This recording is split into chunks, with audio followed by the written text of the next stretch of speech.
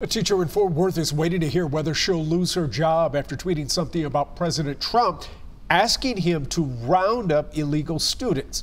Our partners at the Star-Telegram say Georgia Clark teaches English at Carter Riverside High School. The district placed her on paid administrative leave after officials saw these tweets. Now, they've been deleted now, but you can see where she writes, "Mr. President, Fort Worth Independent School District is loaded with illegal students from Mexico."